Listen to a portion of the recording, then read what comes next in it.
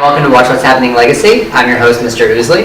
We are here in the KIPP Legacy Computer Lab, where our students get access to technology that helps them grow and climb that mountain to and through college. Today, we are going to dive deep into the technologies that our students use every day, and my guests are Elaine Young and Miss Hughes, who will tell us about a special program to help get technology from the classroom into your home.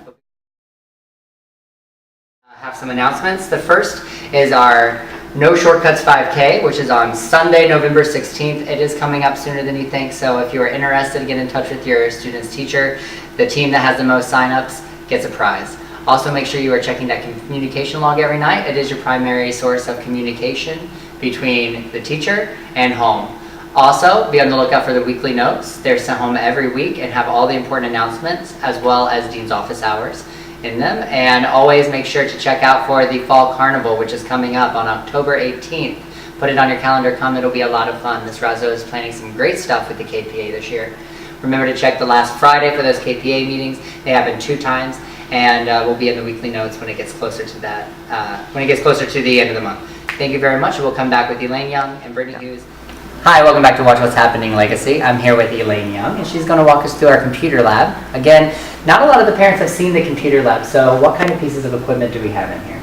Well, KIPP, Mr. Oosley, what we have are 20 to 25 desktop computers. They're PCs. What is in the classroom, actually? We have some of the cards open, and these travel from room to room? Right, so because we didn't want to limit the use of technology to just the computer lab, so over the past couple years, we've received some grants as well as used some of our money to purchase different technologies. So this is one of our Chromebook labs. So inside here they have Chromebooks, and then over here we have an iPad lab, and these are iPad 2s, but then we have 4 other iPad labs that are iPad minis. So excellent. And there's enough technology in each one of the carts so that each student has the opportunity to have their hands on a personal device? Yeah, absolutely. I mean, it's right now it's not during an entire day, because that's something that we're definitely aiming towards. Just like going to a one-to-one school, but we do have a schedule where an entire lab is in a classroom and all the students there are able to use it at once. And how long do they have access to these devices as well as the computer lab throughout the day? Throughout the day, well, the computer lab, that happens with Ms. Prieto, so that's during excellence. But every student outside of, if they don't have excellence with Ms. Prieto, they'll have 60 minutes with the devices for reading, so 60 minutes during, and when we call that our reading power hour, and then we'll have 50 minutes in math, and it's Monday through Thursday, and that's our math power hour. Alrighty, I'm back here in the computer lab with Miss Young, and we were just going over some of our iPads and Chromebooks that we have available to the students. What programs are they using on these mobile devices? Yeah, actually that's one of our iPads these are all apps that are free, but actually right now we're in the midst of actually deleting all these iPads because we want our students to focus on 2 of the programs that we've invested in. One is Compass Learning, so the program that runs on that is called Odyssey, and then the other one is called ST Math, and both of them have options to log on at home. And so I can show you how to do that now. Yeah, totally. How do we access that at home if we were with our students and they needed some extra support? Okay, so right now, students are learning their passwords in ST Math, but in order to log on to it at home, you just open any browser and go to web.stmath.com. You will need the home activation code because right now my computer is set up to log on at school, but what you will need is the home activation code which we are sending home this week with students as well. Students are already familiar with this interface, so all they need to do is when they browse to the site, you'll just click on Gigi's belly right here. Gigi's the name of this penguin. Click on the belly here and they'll be able to play any games that they've already mastered in class, but they will log on his belly here and then it'll take you to ST Math entrance.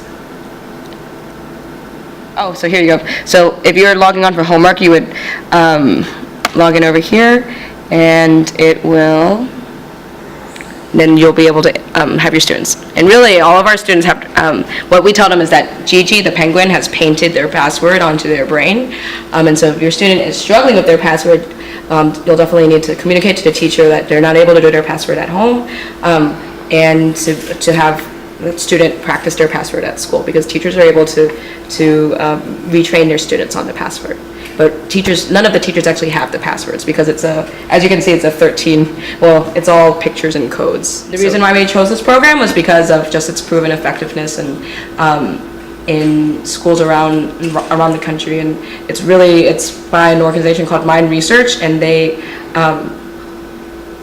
everything that this program is founded on is based on all the brain research that they've done in developmental, and is developmentally appropriate for our students. If they're looking for more support with their reading homework, there's a program called Odyssey that they can log on to? Absolutely, Mr. Oosley.